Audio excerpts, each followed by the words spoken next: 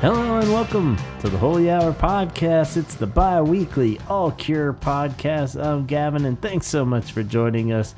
We have a wonderful episode in store for you guys this evening. Antonio will be joining me, and we are going to welcome to the show Jessica Poe, longtime listener and awesome Cure fan that we are happy to have on. We're going to talk about her origin story with the Cure, and we're going to talk about seeing the Cure in Dallas. And we're also going to do a little fun trios exercise where we pick our favorite of threes of things that come in a row, mostly sequential in Cure albums, favorite songs, favorite three albums in a row. All kinds of cool little fun tidbits that you will have strong opinions on, no doubt. But before we dive into our conversation with Jessica, I do want to do a slight addendum, which we don't really do much on this show. Usually I don't bother putting in corrections or anything, but our last episode was the John Peel Sessions, and then in that episode I did pretty much ask if people could clarify a few things and topics for me, and we had some people out there that were kind enough to do so. So to kick things off, we had Matt over on the YouTube page, and he is formerly of the Upstairs Room website, and had some corrections for me or some further details. The first was in relation to the name of the show. I had asked in the episode, was the whole show called Peel Sessions, or was that just the portion when the bands were playing in the studio? And he said, at least from the late 80s on, when I started listening, the show was always called The John Peel Show. And each show had a band play a session, usually from the BBC Maida Vale Studios, and they'd play about 3 to 5 songs. And he not always would play them all at once, but interspersed throughout the regular recordings in the show, throughout the whole episode. So very cool. I didn't know that. And yeah, it sounds like the whole show was just called The John Peel Show then, and the sessions were the recordings plucked out later for whatever release or just batch of sessions. Thank you, Matt. And it doesn't stop there. He also corrected me when I was talking about Fire in Cairo in the first Cure session there. I thought it was kind of weird because it sounded like there was some backing vocals going on that necessarily didn't sound like Robert. And I was like, well, could this be an example of Simon and Lowell singing backup in the studio somehow, maybe? But then Matt, of course, corrected me. No, because Simon wasn't in the band yet, man. Oh, rookie mistake. I can't believe it. Yes, if it was anybody, it was Michael Dempsey singing backup. So, yeah, definitely dumb mistake there, guys. Sorry. And thanks for setting me straight, Matt. And yeah, it turns out Michael Dempsey did sing some backups. You know, not a ton, but apparently a little bit of backup, more than I thought. So I'll have to go back and listen to more bootlegs. But watching an old clip when they're playing 10:15 live, he does have a mic stand in front of him for that too. So yeah, I wasn't really aware of any background vocals ever in the Cure's history, but Michael Dempsey did throw down little back vocals apparently from time to time. So thank you for clearing that up, Matt. Hanging Garden also, he clears up. I said Hanging Garden was listed as a song that they played in the pornography Peel sessions, but it says Hanging Garden no TX. And nobody has any footage or audio clips of Hanging Garden. He says the TX means no transmission, so it was reportedly recorded but was not transmitted on the show. However, I've never seen any evidence that is the case, that it is out there. So that makes sense. So no, I asked, what is no Texas? What does TX mean? No transmission. So for whatever reason, they didn't use a recording of that. Maybe they just ran out of time. Maybe it sounded like dog shit, and the band was like, don't use this, please. Or John Peel just didn't get around to it. But yeah, kind of sad, because that would have been cool to hear. But no transmission. Sorry, guys.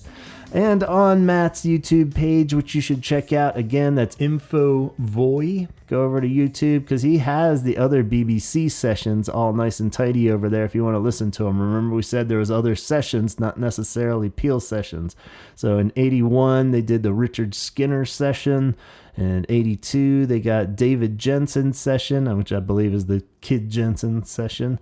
84, Skinner session again. And all the actual Peel sessions are over there as well. So go check them out. It's an awesome web page or YouTube page. And thanks again so much, Matt, for clearing things up and keeping us all on our toes. And also, at the very end of that episode, I had mentioned it was on in John Peel's last, I played that little audio clip. He says before he's leaving on vacation, while I'm gone, so-and-so Underworld, Susie and the Banshees are going to be here. The Cure, Robert Smith is going to be here. He's being cagey about what they're playing. They're going to play some old stuff from, late 70s, early 80s. And of course, I jumped the gun and thought, oh my God, they were going to record again before, and they never got to record. Oh. But Dennis and JC and Walter, you guys are all super kind out there. You tipped me off on Instagram that the upcoming Robert appearance that Peel was alluding to were guest DJ spots while he was on vacation. So Underworld, Susie Sue, and Robert. And that actually did happen because it happened before he actually passed away on his vacation. Robert did do a guest DJ spot on the John Peel show October 21st, 2004. And he played old tracks from the early days as well as some of his other favorites. JC was actually super kind and sent me the link too of the actual track listing. You can look that up of what Robert played on there. There was lots of cool stuff on there. So go to peel.fandom.com and you can also find it pretty easy on there and see the track listing of what Robert played when he was a guest DJ on the Peel. So no late edition of The Cure playing on Peel sessions or anything like that, but still pretty cool and good that it actually happened. So now you know. Thank you, fellas, and appreciate you keeping me square again. Also, just to correct myself, when I was talking about 6 different ways on the 85 Peel session, I said it was a different intro, but that little keyboard riff is in fact on the actual studio version of the recording. It just sounded a little odd because it was more isolated on the Peel session, but still another stupid rookie mistake. I should have known better. I'll never forgive myself. I hope you can forgive me. But enough of this pity party. Let's move on to our conversation with Jessica, an extremely sweet and cool gal that was kind enough to have some good old-fashioned Cure talk with us. Let's begin. Thank you so much for having me on. I'm super excited to talk about our favorite band, The Cure. Heck yeah. You are all set. You got an amazing backdrop behind you for our audio listeners out there. Sorry, you've already explained it to Antonio and I, but do you want to describe it to the audio listeners out there? It's pretty rad. Get the cool. Thank you. So my very best friend, Sean Cook, he is a graphic designer. And for my birthday 2 years ago, he made this awesome poster of all of my favorite musicians. I've got Susie Sue, Robert Smith, Gary Newman, Depeche Mode, and Brad Majesty, all on a wonderful collage. Yeah, it is rad. It's cool. Thank you. Little negative going with the cool blue Robert right over your shoulder. Everyone needs a little Robert over their shoulder. Exactly. Just guide you through all conversations would be great. So very cool. And super psyched to have you on. We've communicated a lot on the different social media and all that through, and really appreciate you contributing to the Shows of a Lost World tour commentaries. He sent us a lovely review of the Dallas show there. So if anybody's making the connections of different people that we've talked to, go back to that episode. I don't know if I even numbered those at this point, but it's somewhere back there, the Dallas one. So yeah. So I guess just off the top, that was quite an experience, huh? It sounded like a good show and everything. Oh, absolutely. And I mean, we'll get into it with my origin story, but that was my very, very first time seeing The Cure. And we'll get into it, of course, but it was phenomenal. Cool. I saw it. So it was all leading up to that moment. Yeah. Yes. Very cool. Cool. And I guess just at the top, the what's on the agenda for the evening, we're going to just of course, do casual Cure chit chat. I want to slowly start fading away from Shows of a Lost World talk exclusive. So we thought it'd be great to have you on, get your origin story, talk about the tour, and come up. We almost got a game show portion in a sense that we're going to give into the second half of this show with our trios theme of Cure themed trios and favorites. Because, I don't know where. It was funny, somewhere in our correspondence, you had mentioned the 3 best Cure songs in a row, and it seemed to kind of come out of nowhere, and I didn't even know if it was directly connected, because that was a very hard stance Chaz took at one point, like episodes way back. I don't know if you had heard that and you were agreeing with it more, if you were just saying that out of the blue. We won't disclose your 3 favorite Cure songs, but you had set a list, and since he's not here, we could say it was very similar to something he was very adamant about going on the record, that these are the 3 best Cure songs in a sequence on a recording. So, what spawned that though? Were you just listening and you're like, same idea? Or you're like, damn. Well, it's true. I mean, yeah. It's the best. Yeah. I just wasn't sure if, but I was like, well, shit. Well, we need to make a whole show out of that. That's how we roll around here. So we have other trios that we thought we could pick our favorite 3 Cure things. A lot of them are sequences, or not just randomly picking 3 favorites, but it almost fit into a real old episode we did. Back when Chaz first started, we did this really weird rule of 3 or something. I had this whole conspiracy theory thing going. I vaguely remember that. It was very, very hodgepodge, but it was centered around 3. So I never thought that episode would get a sequel, and here we are, kind of. This is the We've done a sequel. We've done it. So they're very cool. So we're going to do that. We'll save that for the second portion. So stick around and make sure you get your 3s in gear too, listeners. But I think it'd be funner to start at the beginning, because it's always good to hear where everything came from. And first off, if you don't mind telling us where you located these days. Yes. I reside in Fort Smith, Arkansas, which is about an hour away from Fayetteville, Arkansas, which is the northwest part of the state. Bentonville, that's like the hometown of Walmart. U of A, Arkansas, I'm like an hour down from that, an hour south. Okay. So cool. Yeah. I've lived in Arkansas my whole life. I guess then where does the Cure enter your life? Yes. At what stage? Well, I would have to thank my super cool Aunt Amber. She listened to everything. I remember when I was in middle school, new metal was like really popular at the time, like Korn, Limp Bizkit, they all and then Eminem. So of course, I was into that because, I'm 36, so that was the music that was popular at that time. But I remember seeing her standing on the beach staring at the sea CD. And at first I thought, the cover of the old Fisherman, I thought that was the singer.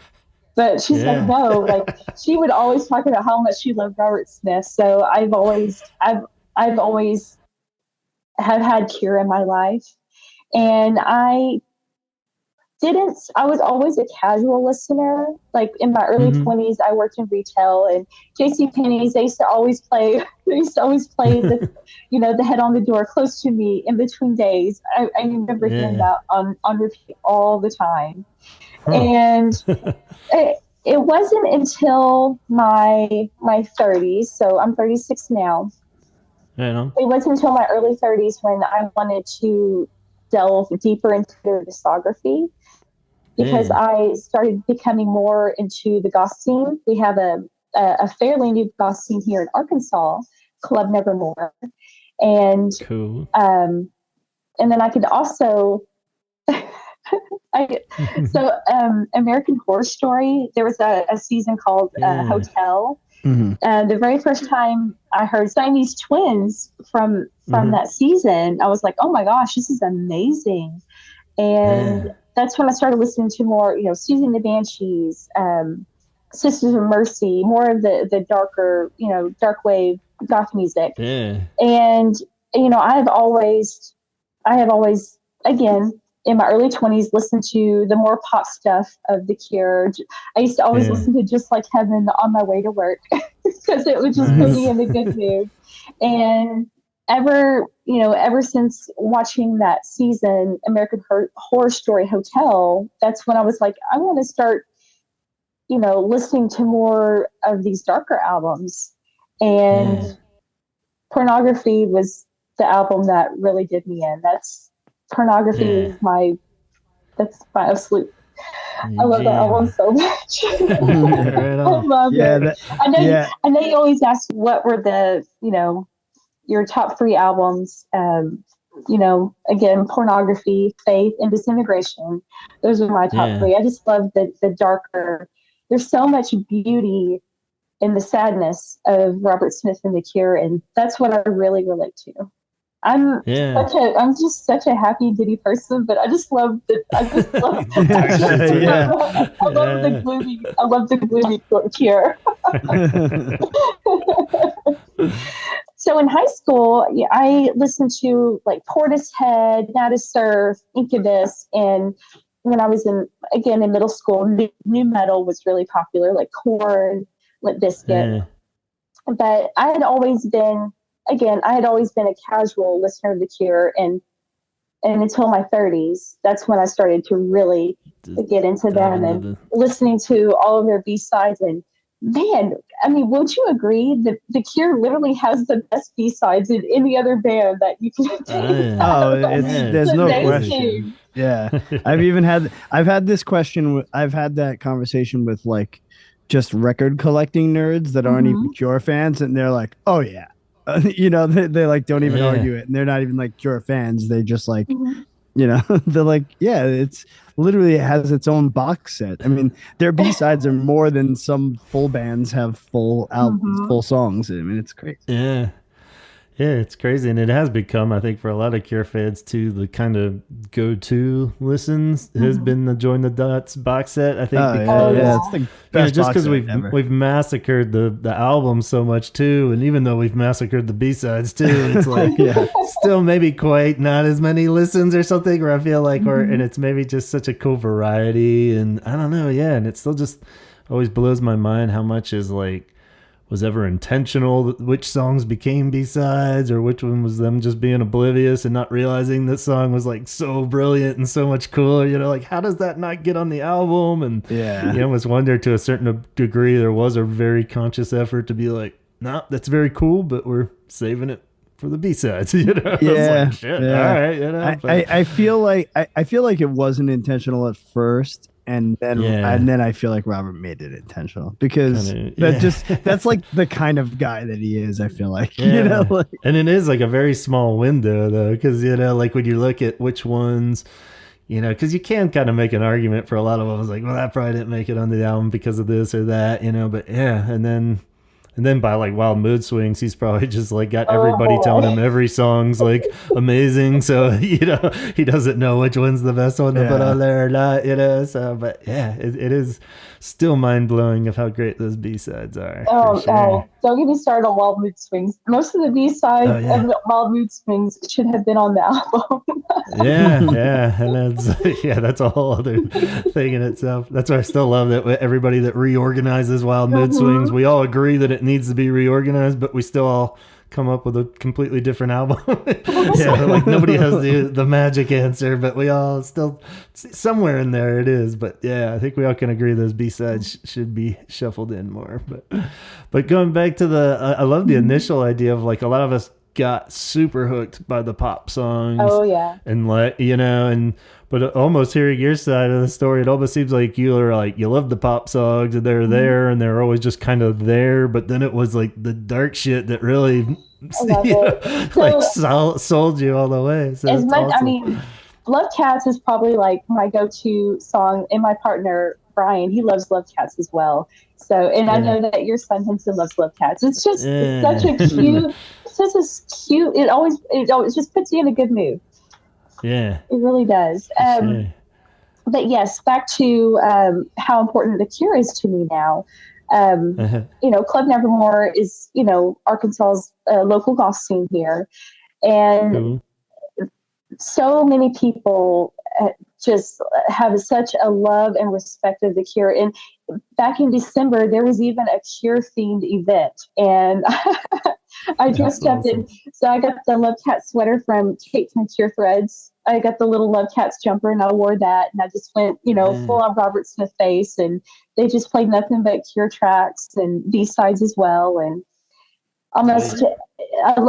I just love hearing everybody's stories of like the concerts that they've seen, and just the demographic of people in the scene, and how much the Cure means to them. It's so beautiful. Like just and even bringing us together tonight, Gavin. It's just Robert Smith and his music and his lyrics and his genius is just. He's a living angel, and he really. Yeah, he's such a wonderful person. It's so cool, because it is that one, you have fans that are this passionate about them for so long, and just that we've been so lucky that they've been so good for so long. We get a good chunk of time, and I think it's like when you see everybody, that's why I love like hearing the origin stories and stuff, because there's always these crossovers, but everybody's always got that weird little wrinkle or something to it, where you didn't fully dive into the later ones till later and stuff, and like, but it's still like we always hear it's old, standing on the beach, the old man always kicks off like that is the gateway drug to like it's so that's most people's gateway drug. That record is just, like, even if it's not the one that from that moment on they subscribe to everything the Cure, it's just like that's always like a good first image or something. It's the first one I bought because it's like, CDs were expensive, we were young, you were like, okay, this has got a lot of cool songs on it, and it and it gave you at least a decent feel of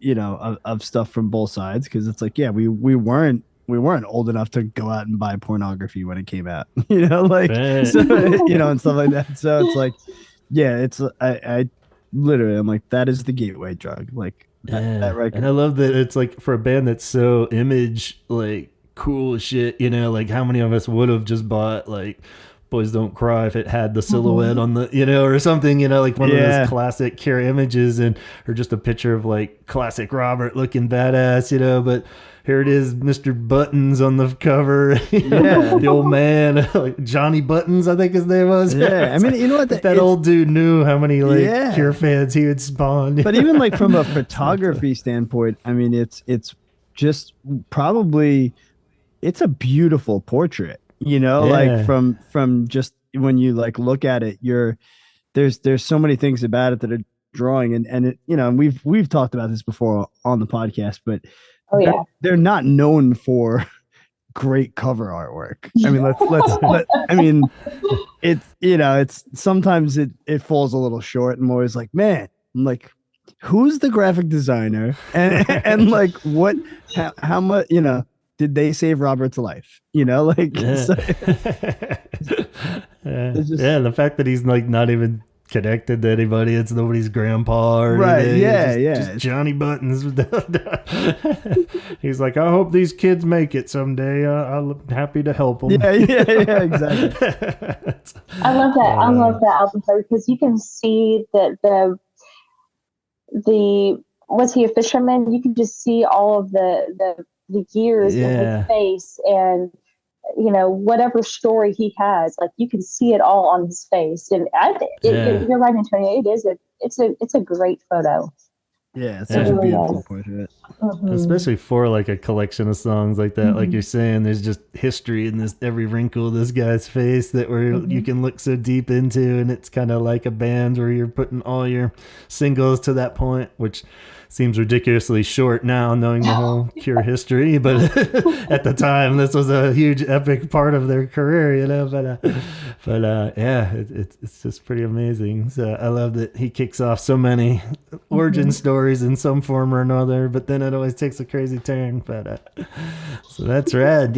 So then the dark shit really reeled you in, and you were hooked, huh? Yes, I was hooked. Disintegration, of course, is a masterpiece of an album. It really is. But pornography, just I love it so much. Yeah, that's cool. Well, I guess still on the image front, then when did you kind of catch on to like the band's image and stuff pretty quickly? Oh yes, your aunt and stuff. yes. She loved Robert Smith, and she loved Disintegration. Love Song was her favorite song, and I remember, I grew up. I didn't have a computer, but I did have VH1, and they used to always play like Fascination Street or Love Song on like the VH1 like music videos back when they used to do that. Yeah. Those were the days. Yes, but learning about new music was pretty difficult for me because where I went to school, the most popular types of music were either like hip hop or country. So I had to, again, I had a cool aunt, and then I had an older cousin that introduced me to a lot of cool music as well. So that's cool. Yeah. And I mean, it kind of leads me to think too, the idea of, being into the goth scene, really hardcore and having that awesome venue there. Yeah, it's really growing. Yeah, Gary, the founder of Club Nevermore, he's actually from New York, and he and his wife Amy Beth is from Louisiana. So they moved here for work, and they formed this amazing venue for all the misfits and the curious creatures, and they always call me. I'm sure you've seen all of my posts, both of you, because I always like to promote everything, and they call me the ambassador because I'm not a typical goth. I love the music, and it is a music-based subculture, but I'm a very giving person, and I want everyone to experience. I want everyone to have a safe environment to be a part of. So, and cool. Club No More is just such an amazing venue, and they all know that I love The Cure so much. They always play The Cure for me. That's awesome. They do. One DJ, OT operator, he always plays like short-term effect from pornography for me, and this past weekend was a goth night, and he played Burn for me. So that's top 5 Cure songs. Oh yeah. But anywho, again, cool. like I was saying, I didn't have internet, in my teen years, so I feel like I have like all of this information at my fingertips. Like the Cure database and on YouTube is fantastic. I love watching like the older music videos or like the making of. And then I watched Play Out not too long ago. And like I'm still fairly new to this. I mean, you and Antonio have had years of all of this information, and like I feel like I have so much to discover, but I just I'm jealous. I wish I could be in that position again where I'm like, what is this? I feel like people send me some video clip. I'm like, yeah, I've seen that a billion times, but it's really cool. I'm going to rewatch it again. I think I did that to you. I sent you some stuff. Oh, yeah. I'm like, oh my gosh, have you seen this? But there's always something out there lurking around. That's what's cool, and it's great that we have those outlets now. So yes, as a kid, you had the 3 VHS tapes, and that was it, pretty much. Yes, it's like okay. And with me having, I'm a FedEx delivery driver, so I listen to music and podcasts all day, and I discovered the Holy Hour podcast, and I binged it all, whatever you had available on Spotify. So I was able to gain even more information, and I really felt a connection with you and with the other hosts. Awesome. I actually have like a certain playlist I listen to on Sundays. I always listen to Wish on Sundays. Like I have like a Cure commute playlist with like B-sides, and then I'm an albums girl. I don't like to just listen to just singles or just like playlists. Like I like to go dive deep because I drive for a living, and I'm delivering 12 to 15 hours a day, so I will just play an album and just especially the super deluxe albums, like I love those. You get all the demos and everything. I did that a few years ago, where like in the beginning of the year, I purposely was like, all right, this year I'm going back to listening to full albums because it's like once you really got into streaming and you start building, your Spotify or your Apple list, you've got, the songs that you've liked and you can shuffle through those. And then you've created playlists, and then people have shared playlists with you, and then you've sought out other ones. That there was this like couple years of me doing that, and I was like, I'm gonna go back to listening to albums. And I like for like a good year, it was like just solid, records, and it was great. And I think they both have their place, Yeah. But I'm still one of those guys when my wife and I are getting ready to like go on a road trip. I'm like, well, all right, well, where are we going? Are we going here? Okay. And what kind of weather is it? Okay, I'm gonna make a playlist specifically for this drive. And I'll like stress out if I don't have the playlist done by the time we leave. And I'm like, all right, well, if the drive is 3 hours, the playlist has to be like 3.5 hours in case there's traffic. Yeah. Or the best is the night before when you're panicking and you're making this 3-hour-long playlist. You realize you haven't packed anything. Pets aren't ready yet to get taken care of. You're like, oh shit, but I gotta finish this playlist. But it's funny with the album thing, because I technically follow that too. I love the albums, but I'm always such a mix dude. But I think the mixes and playlists and stuff are usually, if there's other people involved, I always try to because then I won't be, I'm always trying to guess, well, if they hate this song, then the next one will be something different. Or, even just with my family, I'm always like throwing some variety in at least, I'll just put this mix on, and that way we're not all sitting down for breakfast. I'm like, we're doing pornography right now. Here we go. Start to finish, first thing in the morning. So it's tough. I know my friend Brian, he loves the pop stuff. Like he loves Love Cats, and he likes Disintegration, and he likes Kiss Me, Kiss Me, Kiss Me. And I'm just like, give me the dark stuff. Very cool. Well, I think that's why Disintegration is so great, because it's like, it's the perfect mix of both. Yeah. And I think that's why it's like, when you it's not just, me saying it because it's my favorite Cure record and probably my top 3 albums of all time, but it's, whenever you read it, they say that's their masterpiece. And I think it's because it's dark enough, it's poppy enough, it's the mixture of the two sides of the Cure and record, It is. And they mix so many genres. Like there's a lot of like shoegaze, and it inspired, I know that album for sure inspired Deftones and other great bands. Yeah. Oh, that it's a beautiful, beautiful album. Yeah. And I think, like you said too, where it came so well placed after Kiss Me, because when you think of all the early dark stuff, and then they got the pop stuff all like nailed from like Love Cats up to like, Why Can't I Be You and stuff. And even though there's nothing like that on Disintegration, you could tell they had kind of like mastered the idea of the pops and the hooks and stuff, but then he incorporated that back into fucking like Faith and Pornography and what worked on those albums.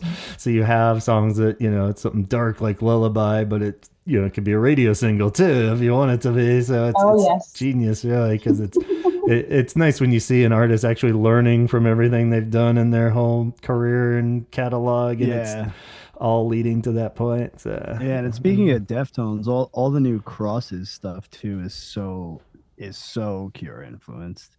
I don't know. I know. I believe I shared a link. They're collaborating with Robert Smith with the track. I'm super excited about it. Yeah, Chino's probably like beyond like excited. I mean, God, Robert Smith picks such good collabs. I mean, the Blink 182 one's questionable, but still cool stuff.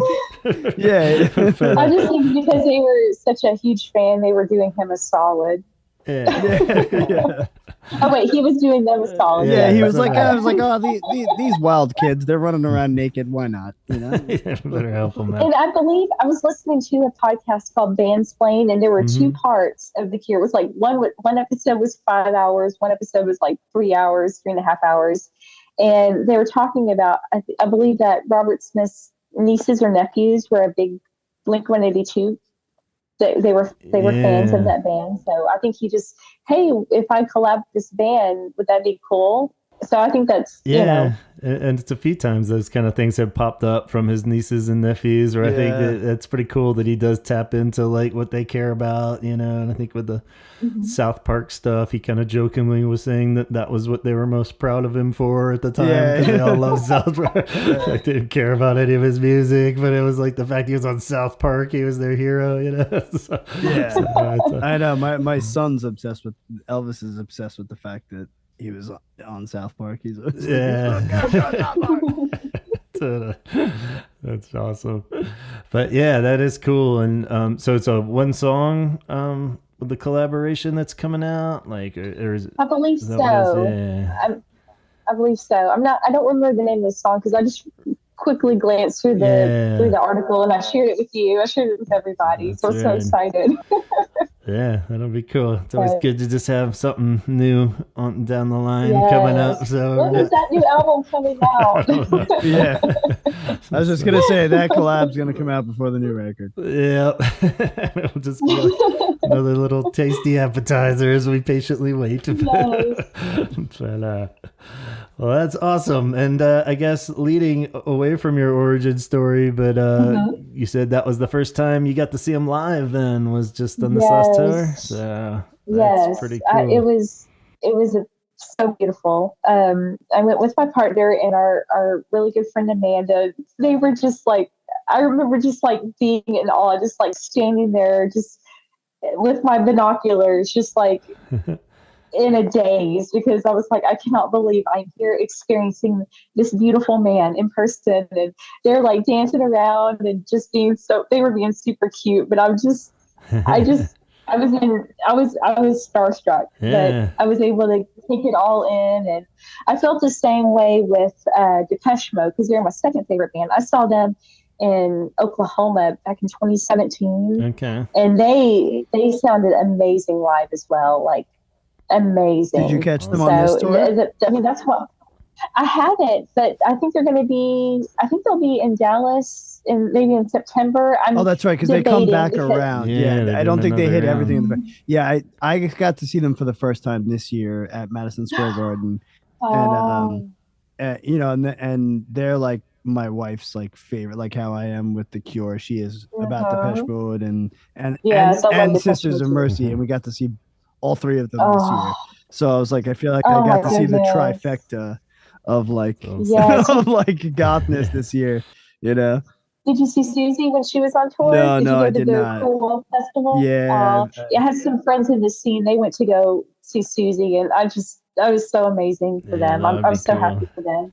Yeah. Yes. We're pretty lucky that all these guys are still kicking out there, so that's good. And my son keeps like, he's like so amazed. He's like, I can't believe he sounded that good. Robert Smith sounded that good, Daddy. He goes, and nobody else sings. There's no backing vocals, And I'm like, you're right. And he's like, but it sounds full. And I'm like, yep. And I'm like, this is like, that's like one of those things that, as a musician that I look at and I'm like, man, it's like, I know that's not easy to pull off night after night in a big arena setting, and like he sure as shit does it. Even the Psychedelic Furs, I've seen them in the last year and they still sound amazing too. And I'm like, I don't know, I think there was something about that time and that genre.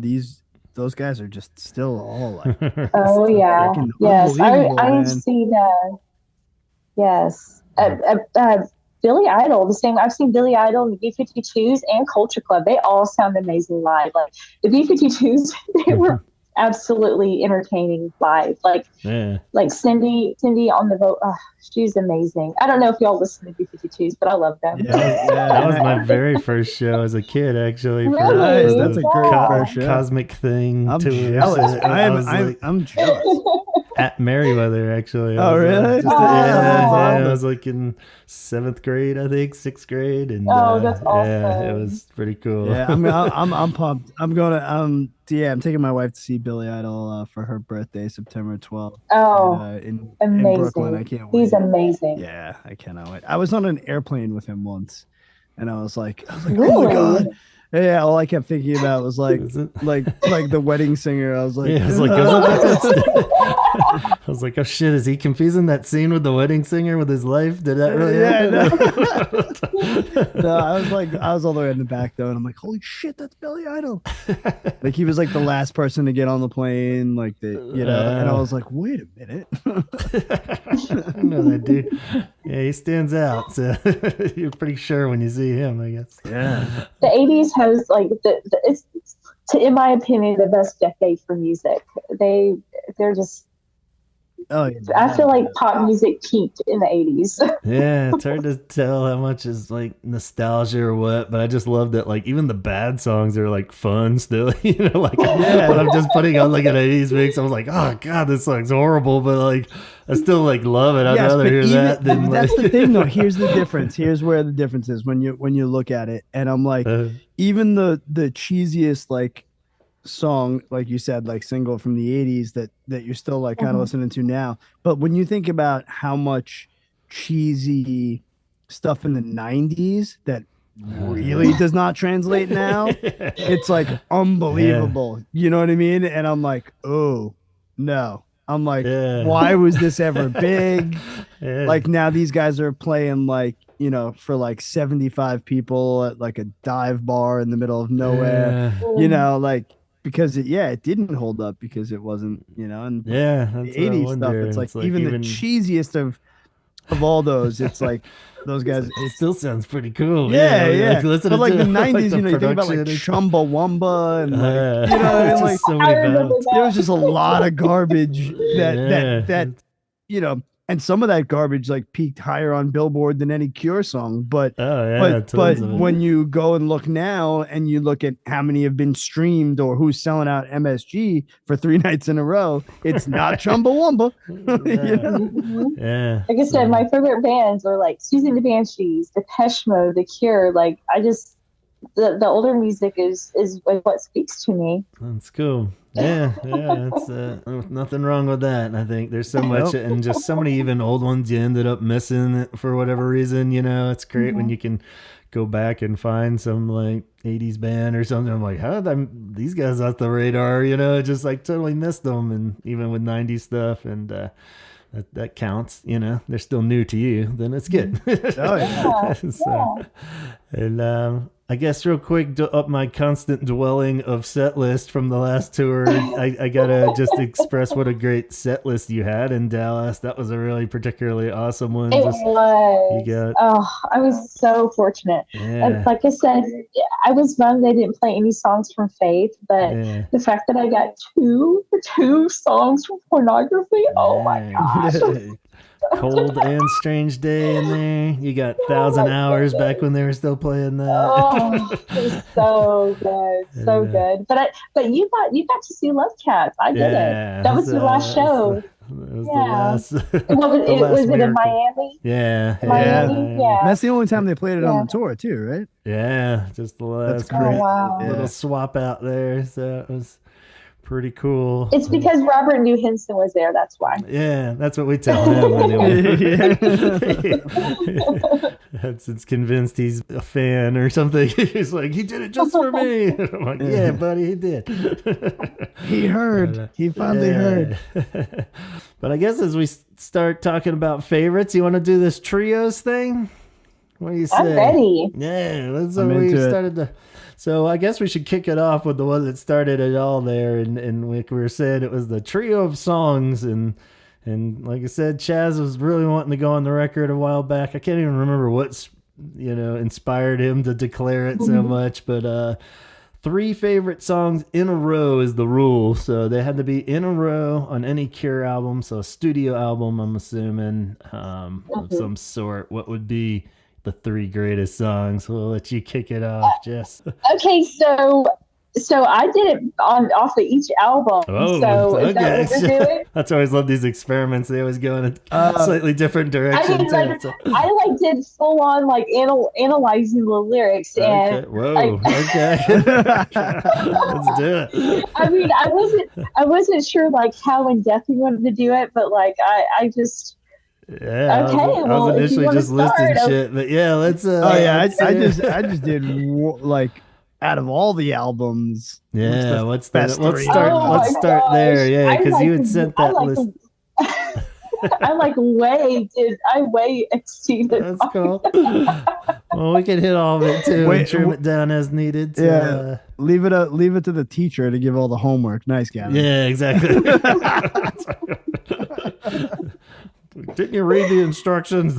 Yeah. Well, let's start with the first one. With your all-time favorite 3 in a row on any album, where would you put it? And we'll work our way back. All-time favorite 3 in a row. Faith being my second favorite album. I love the songs Doubt, The Drowning Man, and Faith. Again, because I analyzed the lyrics. To me, this trio in a row tells a story of, Doubt being a very sounding most post-punk with the driving guitars and the drums. Yeah. And you can feel the frustration and the anger in his voice.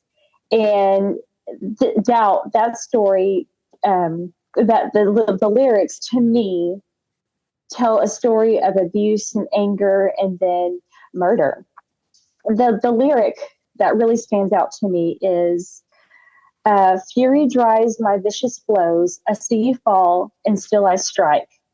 And then once, the anger and the murder, quote unquote, happens, then you've got the drowning man, the very somber, and the way I believe it's the effect of the drums kind of resemble water crashing. Mm-hmm. And that song, especially the lyric, the memories fade and leave her eyes. So after Doubt, the anger and the murder happens, the drowning man is this character in the song, basically dumping this body. Yeah. Like, that's why. And the claps of the drums, just like cold water crashing against the shore. And then you have Faith. Faith is after the anger, and then this crime being committed. The song, Faith. It tears me up every time I hear this song. But it's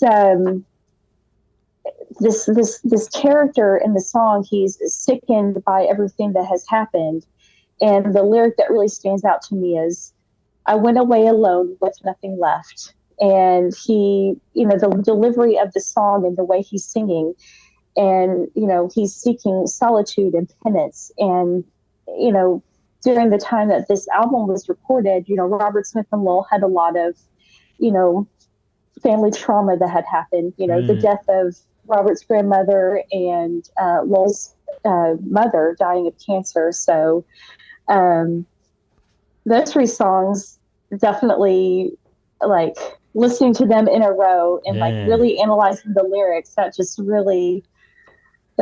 really hit me. I like it. Very cool.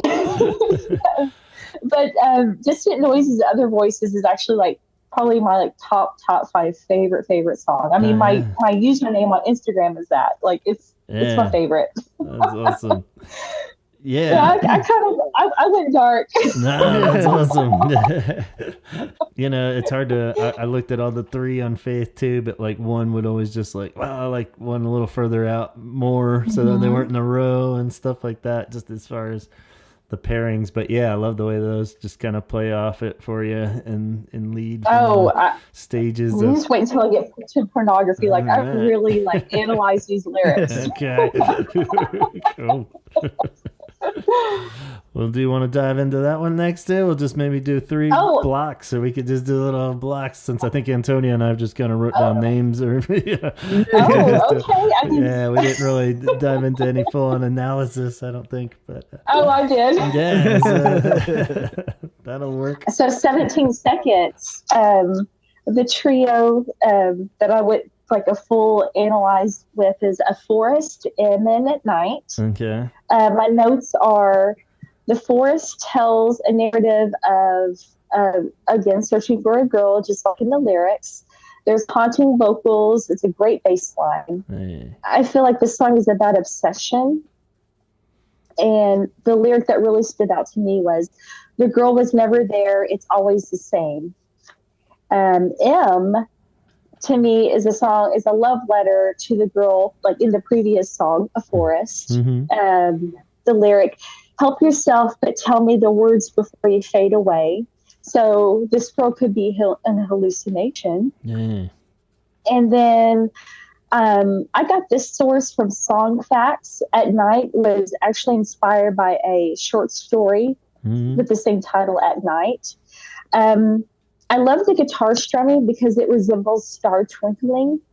And I love the lyric, "curled and protected from sight." So I feel like those three in a row just really tells a story. Yeah, totally. We've always touched on how 17 Seconds has like a very on an innocent level, like, you know, watching from the outside and longing feel, but then on the more where we really look into it, has a very stalker vibe to it. You know? Yes. It's like the whole album's kind of like it could go dark really quick as far as the. It's like, I don't know about this dude. It's like it's on his side for the first 4 songs, but maybe. But do you want to do your Disintegration one? Because that's kind of what inspired it all, and we could say. Oh yes. Do your Disintegration. Okay, so Prayers for Rain, The Same Deep Water as You, Disintegration. Those three are a masterpiece, all like in a row.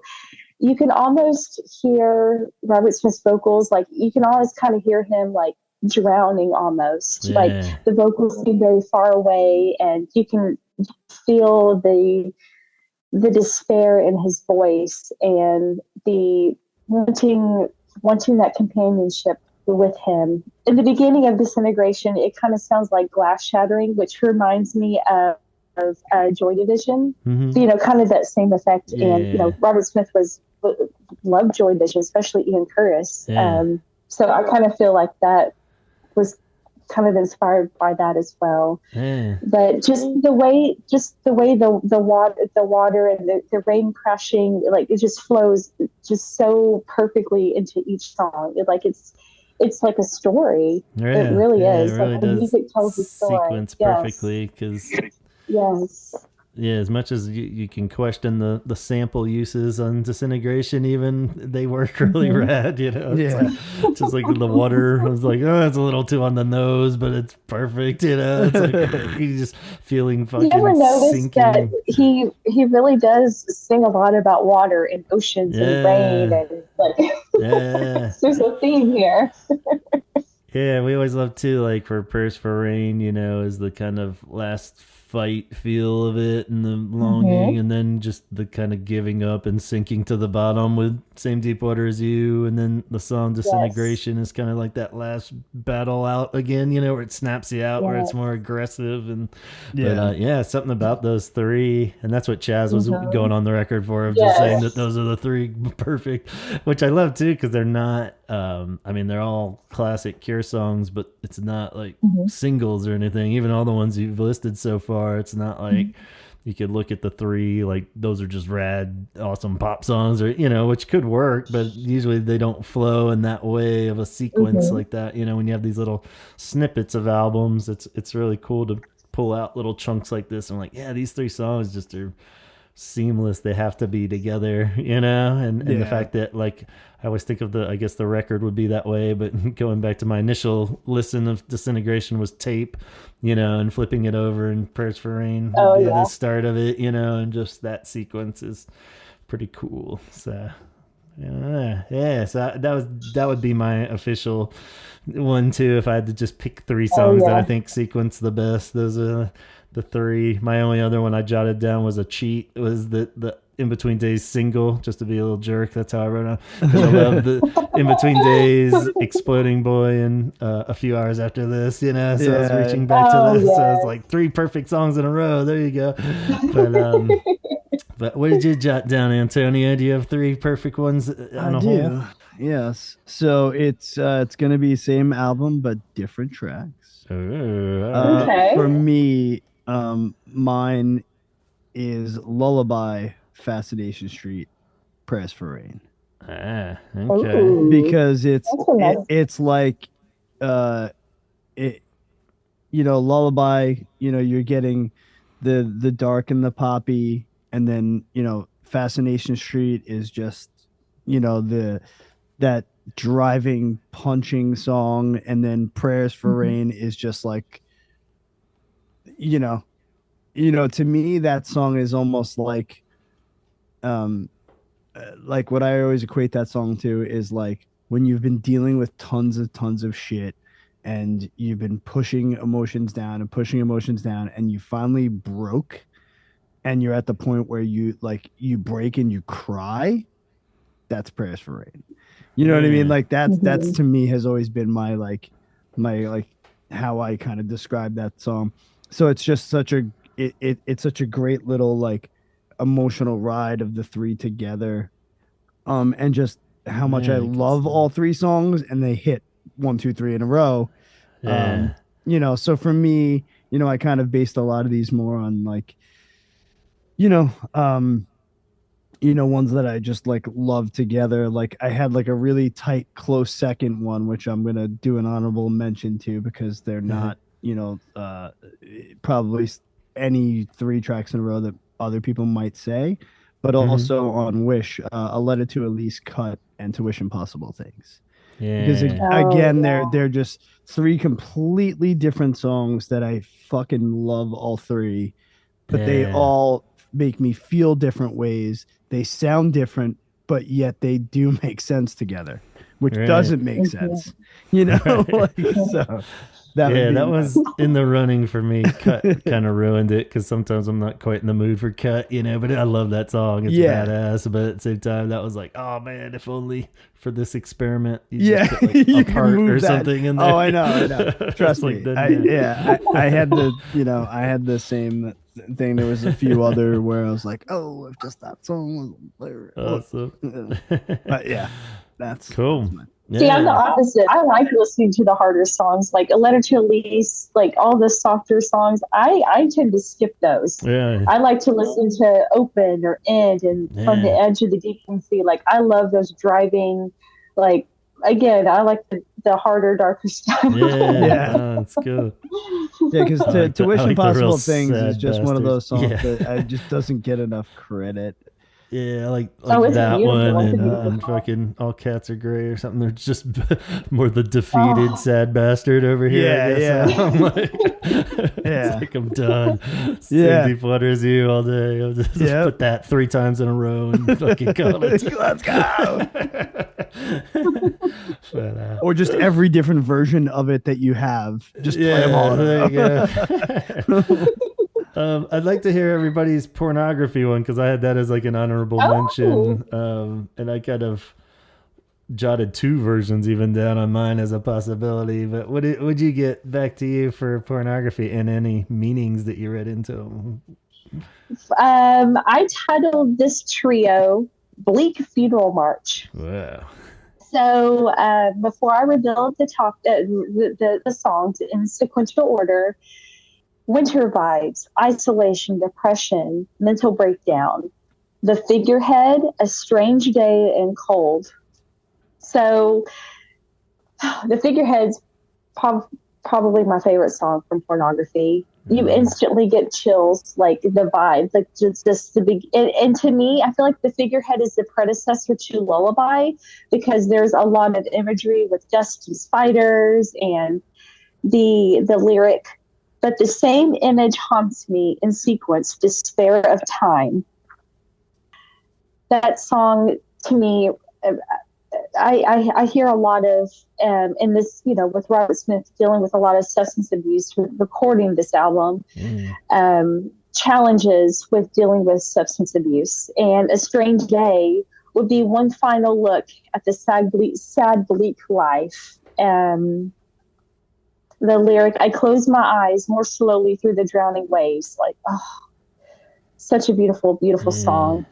It's the way the strumming of the guitar, just the whole rhythm. It kind of like it suffocates you, just like how he feels suffocated. And then Cold Like the very first time I heard that, like I instantly got goosebumps because of is it the organ? It's haunting, and it kind of reminds me of Snowfall. Yeah. The lyric, everything as cold as life, can no one save you? Like it's just completely all of the emotion and the way he sings it and records it. Like those three songs are beautiful to me. Yeah. Because,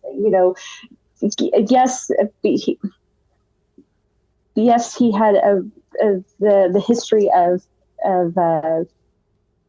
this dark history that he had, dealing with all these challenges in making of this album. Like it's such a beautiful album because we were able to get Disintegration and the pop songs, and he had to get it out of his system. And there's darkness and beauty, or there's beauty and darkness. Excuse me. There's beauty and darkness. Totally.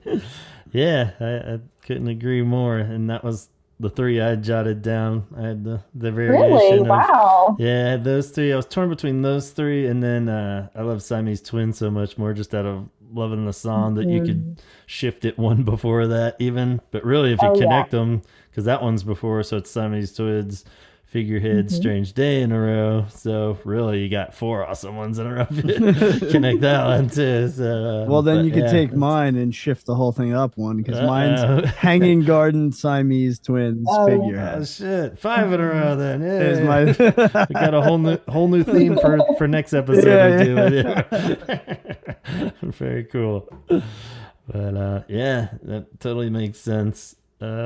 Cool. Do you want to stay on album 3 in a row, or should we hop around to the other trios? Or? Yeah, let's hit the other. I mean, I'm having a great time. Yeah, let's pop around. Let's hear some more. What do we got? We went a little out of order, but we got Three Imaginary Boys, the first one that kicked it all off. Did you have 3 favorite there? I'll pull up the track list and come up with something. Yeah. Well, while you do that, I liked The Boys Don't Cry, even though it's technically a compilation album. Yeah. Three Imaginary Boys is just so wacky. So I actually reviewed Boys Don't Cry. I will approve that decision. I think we should all hey, listen, that was the American release technically. And we're in America, so we're gonna go with it. That's right. That's so much better. Right. Yeah, it is. Oh, and I've got a whole narrative, like a whole page of a narrative based on these 3 tracks. Okay. So these 3 songs, Grinding Halt, World War, and Three Imaginary Boys. Nice. I picked these 3 songs because to me it has an apocalyptic theme. Grinding Halt has themes of like a world ending, lots of chaos, and it's like the first phase of like a war. World War is like the second phase. Robert is in the middle of a war, describing horrific details. And the guitar solo at the 2-minute, 3-second mark, to me, it mimics like bombs and air sirens. And then Three Imaginary Boys, which I think it's a great song live because they kind of play it loud, like at a quicker tempo. Right. But Three Imaginary Boys, after, Grinding Halt, War, it's like the last phase. There was only 3 men standing, very colorful lyrics. You can feel Robert's emotions after the events, based on this narrative of the songs. Like there's the only thing that's standing are these boys in nature, and whispers in the silence. That lyric reminds me of like the ghosts of lost souls. Yeah. So again, I kind of like. I feel like I overanalyzed. No, I love it.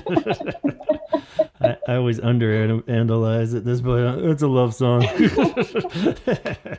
But, it's cool. Yeah, I mean, like we say all the time too with Cure stuff, that's what's so awesome is it's almost better to not even hear a Robert interpretation, because you can make, everybody has this whole movie and like it's so much cooler. You can make of it whatever you want it to or need it to be, and they're so versatile that way. So yeah, that's a great great stretch of 3 songs. I would bump my favorites more just because I like the songs, I guess, back to Fire in Cairo, Another Day, and Grinding Halt, maybe. But those were good. Those were really good. Something about Another Day, even though I know it's probably not one of the band's favorites just for how sparse they ever play it or care about it, but it's got a cool little just groove to it and like kind of sad kicking the rock down the street by yourself kind of vibe, you know. I always think that's an underrated jam. And yeah, Grinding Halt's so good. Fire in Cairo is one I never really cared about as a kid that much, but I like it a lot more in later years. But which 3? I don't know, something about spelling in songs like is really catchy. Yeah, it's tough to pull off. You know, there's definitely a lot of bad ones to do. But what'd you get, Antonio? What 3 off of Boys Don't Cry? You like? I'm still trying to pull up the track listing there. Yeah, that's why I had to grab my tape. I know. I was like, oh shit, this isn't anywhere online. Which just automatically sparks a rage in me too. It's like, why isn't that on like streaming? Like, what are they just hiding from so killing weird. an Arab or something? It's like, I don't know. I'm gonna go accuracy object jumping someone else's train. Cool. Let's go to the top then. I know that's Antonio's favorite. I'm gonna stay out of that one altogether. I hate that. I have trouble finding any 3 songs, even if they don't even have to be in order for you, Antonio. You just pick anything. But in the meantime, what'd you get for that, Jess? I had this whole narrative, but Dressing Up, The Caterpillar, and Piggy in the Mirror. I think Piggy in the Mirror is a great song because it's, you know, it sounds, you know, it's self-hate, honestly. Yeah. You know, he's basically, because Susie used to always call him like Fat Robert and Pig Boy and all that stuff, terrible things about him, but you know, he's basically just making it self-aware. And Dressing Up it's a pretty steamy song. And then Caterpillar, those 2 songs, it would be like a date night and then like the day after, like you know, like kind of this, you know, kind of like the foreplay, and then like, you know, after date night. So, you know, just the music and the lyrics remind me of that. So yeah, it is tough to pick ones in a row for sure, even just based on my favorites. It's hard to like, not that I really dislike any of them like the other fellas, but I you know, it just, well, listen, it's got no Simon on it, so it's hard to that's definitely what's missing. So yeah, I'd probably go Simon would have been like, Robert, this is fucking weird, bro. Yeah, it's like, what the fuck are you talking about? Yeah, I'd go with Dressing Up, Caterpillar, Piggy in the Mirror, maybe just as the 3, even though that's what kind of makes the top so unique, because it's given everything that was happening in his life at that time. That's, you know. Yeah, I like it, the idea of like hindsight appreciation with it too, in the sense that we technically shouldn't have got anything from him in that, you know, being so busy and spread thin, and was one of those things. It's kind of, if that'd been like nowadays, you know, that definitely wouldn't have happened or materialized. He would have just recorded all of that and it would have sat on the back burner. But all right, well, let's move on to Hen on the Door then. That should be an easier one to pick a few from. Actually, that one's sequence is tough too, because it's like so many songs that I love, but they're kind of spread around all over the place. So it's like, oh shit. I remember looking at this one just for my overall 3, and it's like, it's got to be 3 on this, and I'm like, yeah, there's always like screws it up. Yeah, yeah. So can't put all your best ones in a row, but yeah, what'd you write down, Jess? The Baby Screams, Close to Me, and A Night Like This. The Baby Screams, I know that's not, I know that I think you've said this before, Gavin, that's not one of your favorite songs, or maybe it was Chad's, but like Simon's bass, like slaps. There's some cool shit on that like song. I love it. And it's a sexy song. Yeah, it's cool. And I like when I look back and saw that they used to open a lot of the shows on that tour with it. It would be a cool opener because it does kind of come out blazing. Close to Me, because it reminds me of me working in retail in my early 20s. And it's just, you know, you still have that, like, you know, the way he whispers the vocals. I like it when he whispers. Yeah. You know, you can feel the claustrophobia when he's singing it. And then A Night Like This is just beautiful, beautiful, beautiful song. I love the saxophone, the album version with the saxophone, because I too played saxophone in jazz band in high school, so I have a little, I have a little soft spot. Yeah. Yes. It's if it's ever gonna sound cool in a song, it's that one, I think. So. But it was 1985 after all, too. So even the Cure couldn't resist. It's pretty cool. Yeah, I would probably go. No, that's a tough one. There's so many that I totally love, but it couldn't quite push. 6 Different Ways push, but then. Yeah, I don't know. What do you got, Antonio? I need more time. Yeah, see, that's the problem is the baby screams and screw it up for me. Yeah. And like, it's not even that I don't like baby screams that much. It's just the fact that like Close to Me is on the other side of it or something. It would be perfect if you had that. Yeah, I know. It's like if I could have like Close to Me and Not Like This and Sinking. Totally. That'd be like that would be best song. Yeah, it really is a best song on the album. Oh yeah, so good. So good. We'll just call that one a draw or something. Yeah. Just listen to the whole album. Going back to our initial. Exactly. Fuck the 3 rule. Yeah, let's go on. How about Kiss Me, Kiss Me, Kiss Me? Even the titles in 3s. There's a lot of 3s on this album. So. I picked Just Like Heaven, All I Want, and Hot, Hot, Hot. Hot, Hot, Hot is like that song always gets me grooving. Like I listen to that song every week. And Just Like Heaven and All I Want are 2 very like steamy, sexy songs. I feel that they Just Like Heaven is a very flirty song and a love song, and All I Want is just super steamy and flirty. It almost seems like like you'd have to stem it in some direction from Just Like Heaven, whether you go to the 2 before it or the 2 after or somewhere. But I really love Hot, Hot, Hot. Like that's, and I love the video. Cool. It's just so funky. I just love the guitar riff. Like it always puts me in a good mood. Yeah, you know what I was gonna say is like I feel like I have to be in the mood for Hot, Hot, Hot. And when I am, it's great, Right. I'm more that way with Why Can't I Be You? Like that one's definitely like the funnest song in the world if I'm like in a good mood, but otherwise it's just like shut up, dude. You're like, I don't even want to be me or you. I don't want to be anyone right now. Put the synth trumpet away.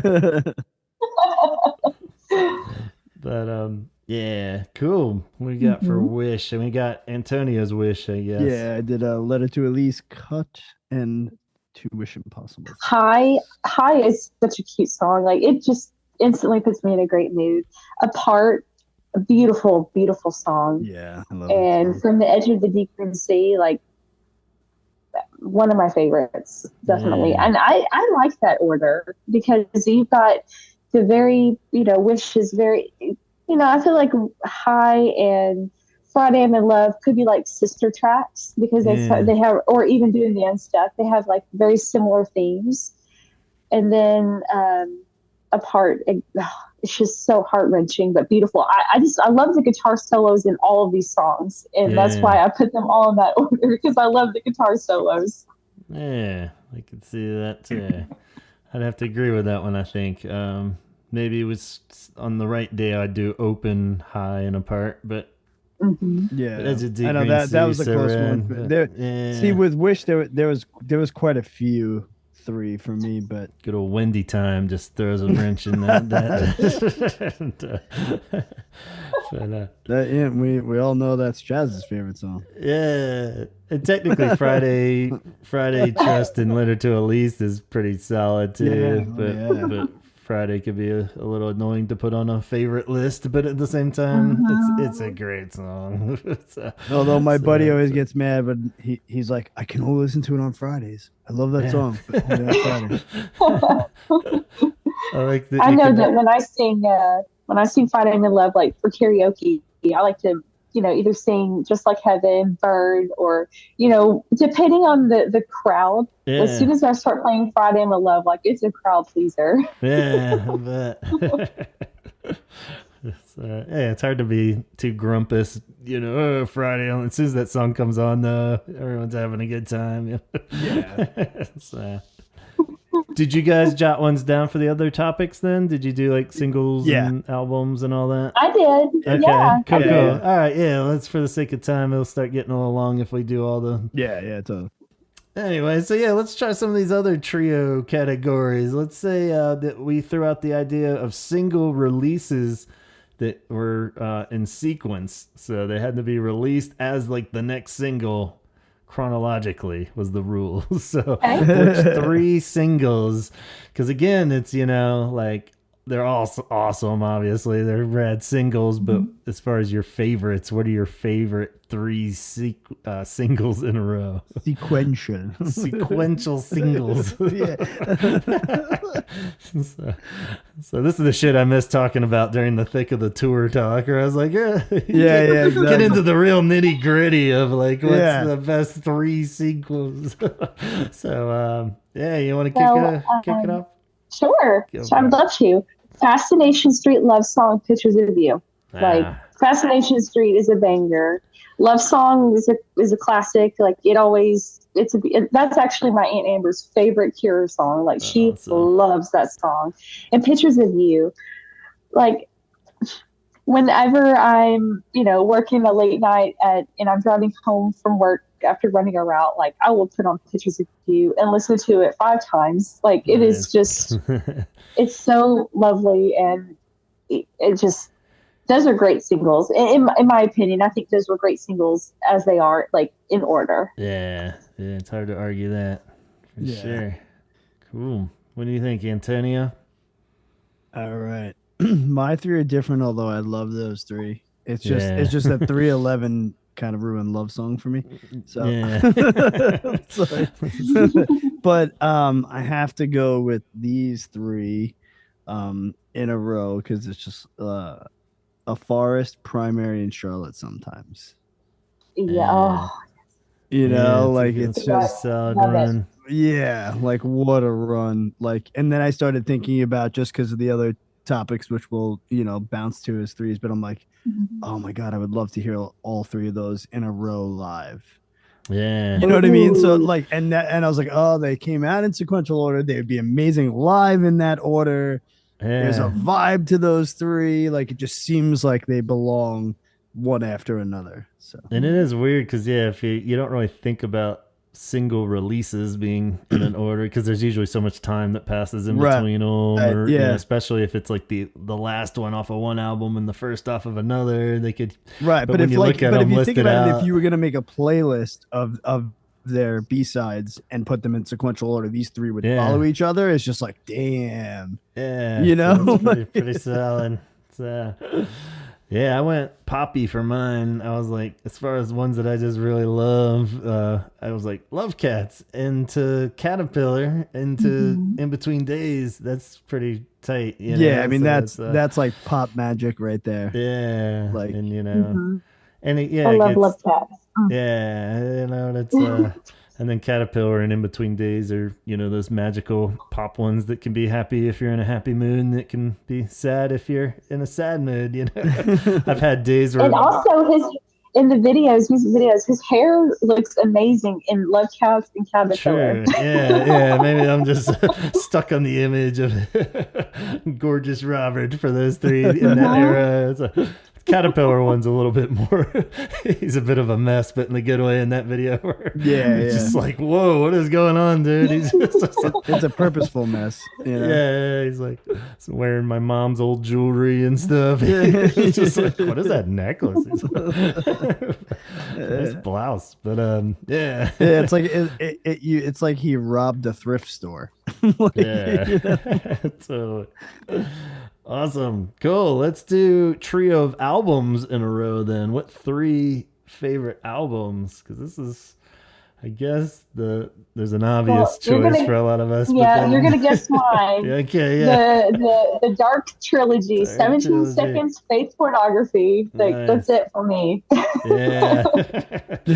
Like even if you look at the golden era pop, them at their peak, it is a little tough as far as there's like just the slight variations that throw it off. I'm like, oh, it's not my favorite, but it is a great album. But yeah, those three in a row just they seem like that should have been the fucking trilogy that they do. I don't think they've ever really considered that an official trilogy for anything, but everybody else does, Wait, say it again, because it totally cut out in my headphones. 17 seconds. Okay, that's what I thought you said. Okay. Yeah. Faith Pornography. Yeah. So I had a good my buddy Adrian. When he was living in Germany at the time, he actually got to see the trilogy in concert. All of my older friends, they've been Cure fans for many, many years, and they telling me all about these concerts that they've been to, and it's just like, wow, that would have been amazing to see. Yeah, that's definitely one I'm always jealous of when you come across. I had a friend that was at one of Henson's birthday parties of like a classmate.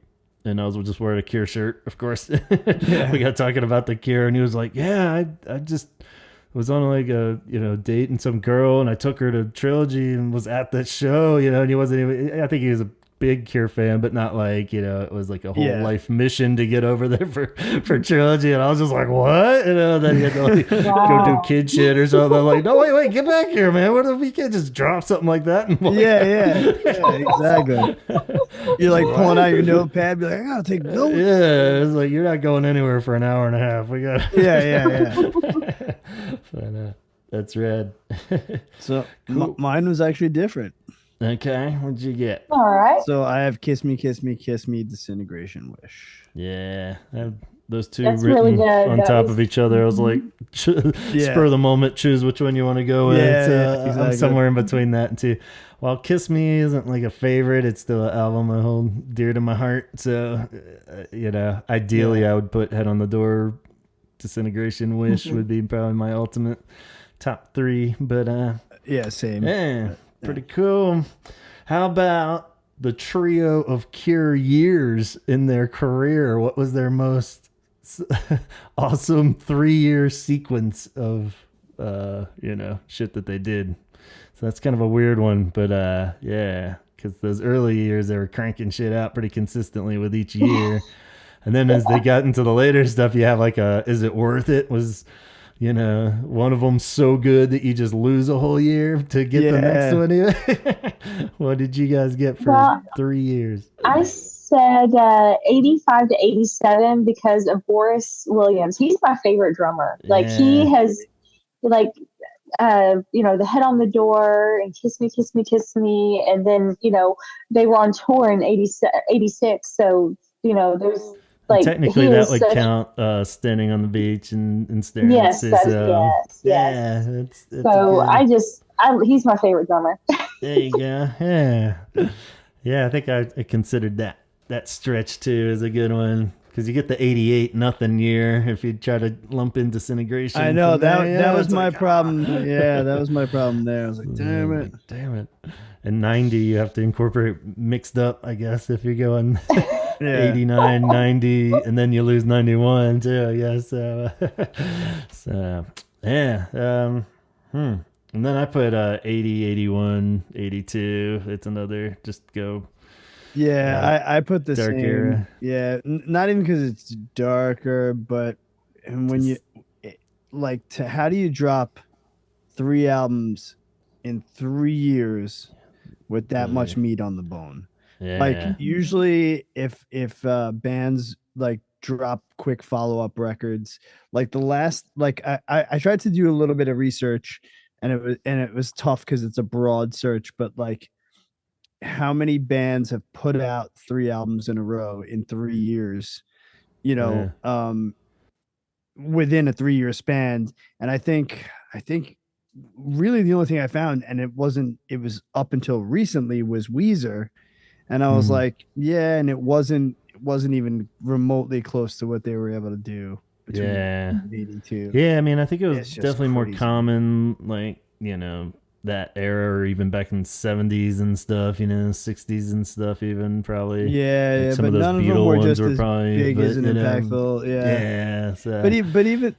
Well, I mean, the Beatles, similar to the Cure, have like different phases of their career sound wise. And by that point, they weren't touring so they could just do a studio album. Right. And that's even kind of the cooler like praise for Cure, in the sense of like that era of doing an album each year. And when you saw how much they toured still. Yeah. Well, that's what I'm saying. Like that was 3, geez. like, I don't know where they slept in those 3 years. Yeah. Like it's just, people debate and fathom like how the Egyptians could have built the pyramids, and I'm like, no, how the fuck did the Cure play that many shows and record those 3 records in that 3 year span? That's the stuff that keeps me up at night. Yeah, aliens must be involved somehow. Yeah, Robert Smith's an alien. But then I guess it makes sense when they're all whacked out on LSD, punching each other at the end of Pornography, when it all just implodes. Yeah.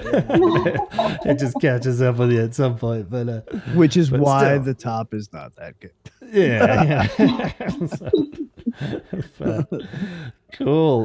Let's see. We took the live approach. We said, I guess the rule would be 3 live songs from the last tour in a row that we just admired from the last set list. Yeah. Even I didn't really dive back into every set list for every show, so this is kind of with a grain of salt. If you guys had 3 that you remembered being really cool in a sequence from the set.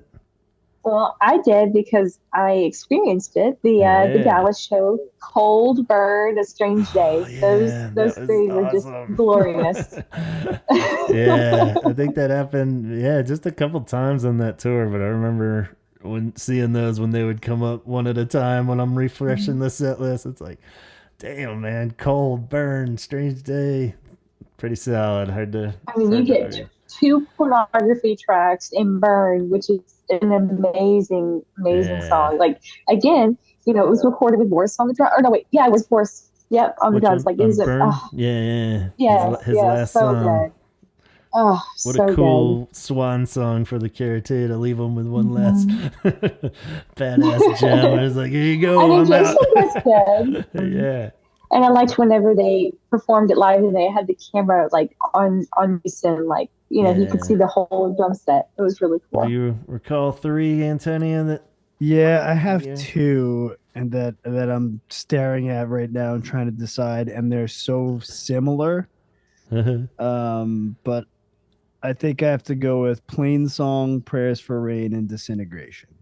Yeah, that was cool when they did the little... When they did that, yeah. Mini block of Disintegration. Yeah, because I feel like, that was the closest I was going to get to see that whole album played. Like I would have loved to have been in Australia for that. But yeah, that's... Yeah, and my other one was Lullaby, Fascination Street, and The Walk.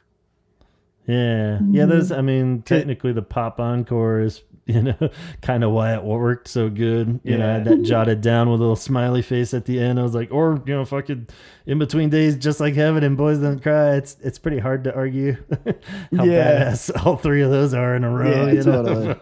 It's almost like cheating. You can't put those 3 in a row. But then again, I also feel like let's go to like the streaming, if you were to like go to Spotify and just play like top Cure songs, you would hear those within the first 5 so probably, so it's not as crazy. It's like the Pandora mix, right? Exactly. Like, like when it's like This Is the Cure, when they do of those, like, totally, or like top songs on a jukebox, in New York City, I jotted down the first night we got Burn, Play for Today, into Push, and through the whole tour. That was probably my 3rd one that I almost went with also. Yeah, because that's pretty awesome. I loved through the whole tour, just Play for Today and Push back to back. It was just cool as hell, and you could put Burn anywhere around that and it'll work as far as being happy. And I kind of like too, I got to love the the I Can Never Say Goodbye into It Can Never Be the Same sequence of that super heavy 1-2 punch. And then in LA they got like 1,000 hours after that, and that would have been pretty rad. But it was amazing. Yeah. I mean, honestly, even like I kind of grew to like, and it's hard because we don't get to sit with the songs, but Alone, Pictures of You, and A Fragile Thing also really were beautiful together. Yeah. Sounded so great together. But it's a little tough because it's like it's harder to hear it when you don't have some of those songs like we can't listen to them yet quite how we want to listen to and just being overly excited for them for the new song factor. I was like, yes, these three are great. That makes sense. This is true. But we'll wrap up on that note as we all anticipate Songs of a Lost World as the mystery continues. We won't solve that problem tonight for sure, so we'll let you go. But thank you so much, Jessica, for joining us and making the time on this weeknight and doing such awesome homework. You get an A+ for sure. Yeah, absolutely. All the trio assignment, and also to hear your origin story and how all this madness began for you as well. So and you know what, I have to mention before we go off, because by the time this airs, I will have my cover of Fascination Street will be out and Awesome. and streaming everywhere as of August 18th. Okay. So my music project is called Cult Leader with a K, and it is on a compilation called Classics vs. Classics, where I do Fascination Street by The Cure and Pet Sematary by the Ramones. Nice. Oh, awesome. Everyone check that out. Will it be on your I'm excited Instagram? I'm excited / nervous because obviously covering one of your favorite songs by your favorite band is always like it's like I want to do it justice, but I also don't want to try to copy it. I want to make it put something to it that makes it feel like a different version of it, but so I'm pretty excited about that. Awesome. Well, we will definitely keep people posted on that in future episodes too, but as of now, go find it on Cult Leader Instagram and stream it everywhere, I guess. Can you stream it right off of? Cool. It'll be streaming everywhere. But very cool stuff on the horizon, and definitely come back sometime, Jessica. We'd love to have you back anytime. And thank you. I had a great time talking with you, and The Cure is just they're amazing. Yeah. It's just so nice to talk to other fans, and I really do appreciate it, and I feel like I'm making lifelong friends, based on The Cure. I mean, everyone that I have met that loves The Cure are just amazing people. So that's true. Couldn't agree more. It's hard to find a turdy Cure fan out there. I'm sure they're out there. Well, now they're all going to come out of the woodwork. They're like, I'll show you.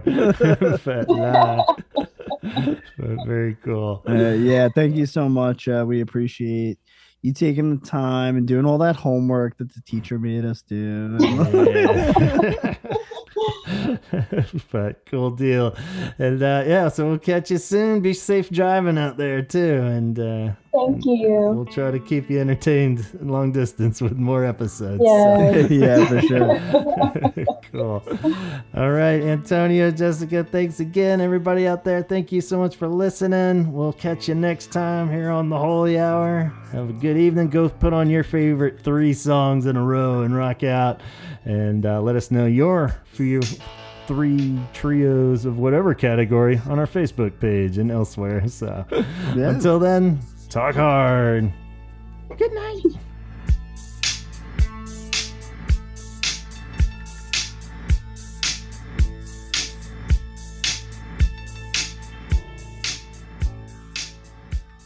Again, a very special thank you to Antonio and our guest, Jessica. Jessica is also our newest member of the Holy Hour Patreon crew, so we would love to officially welcome her on board there as well.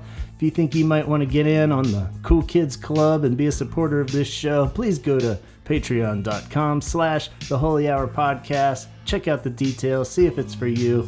We'd love to have you on board with such stand-up citizens like Donna, Craig, Jeff Hilton, Jeff Cortland Jones, Sue, Ben, John, Alan, Allison, Dion, Namicio, Matt, Danny, Coulter, Matt Ford, Tom Johnson, Tom Burns, Letty, John Roberts, Francisco, Jason, Craig Bellinger, Amber, Nicholas, and of course, tonight's special guest, Jessica.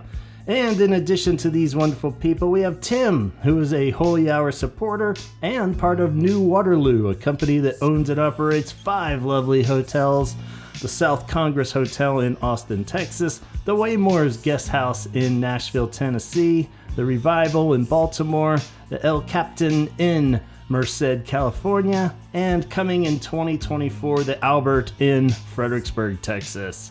Then we have good old Scott Kruger. You all know him. Cure fan, artist, collector, appreciator of cats, and co-host of the best Star Wars podcast in the galaxy, the Sarlacc Digest, which you can catch live every Wednesday evening at 8 p.m. Pacific time on YouTube. They are currently recapping each episode of Ahsoka, and as this epic show unfolds, they give you all the inside scoop you need to know. So bring all your Star Wars loving friends over Wednesday nights on YouTube, 8 Pacific time. Join in the pit. I'll be over there most nights, so I'll keep you company.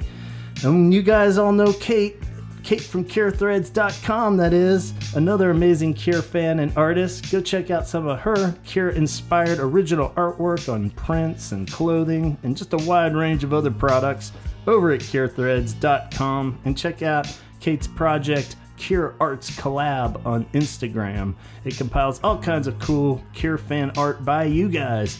And they are currently getting a whole batch of Perry artwork together. So be sure to follow that, Cure Arts Collab, on Instagram and CureThreads.com. Dana is waiting for your message. If you are in need of a motion designer or animator to promote your business or project, she is wicked talented, and you can check out her work at graphics.tv. That's graphics with an X.tv.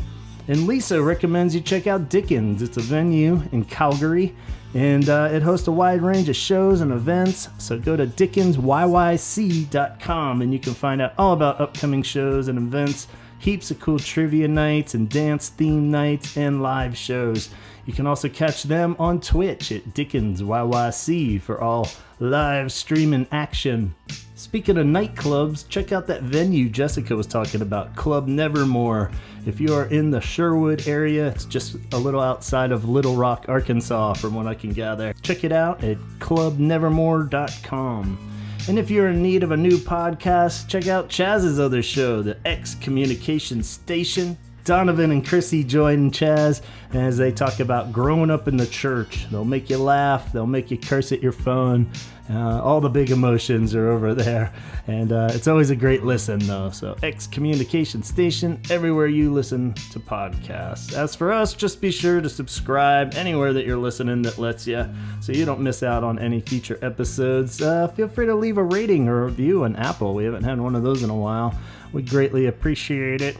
And go ahead and like our Facebook page, where you can see any links that go along with the episodes, and comment on the episodes pretty easily over there. Follow the Holy Hour Podcast on Instagram, or feel free to just email me directly at gavinconnor@gmail.com if you have any questions. Thanks for listening. Like I said, we do have a Close to Me birthday feature episode coming up next. So if you have any Close to Me memories or personal stories or passionate opinions on the song, feel free to email it to me in the next week or so. Voicemails are great, or voice messages. But if you want to type it out in an email, that's fine too. I'll read it for you. So Riot Fest is also coming up quickly, so we'll be sure to cover all of that and see what wackiness unfolds at that festival. So take care, be safe, and talk hard.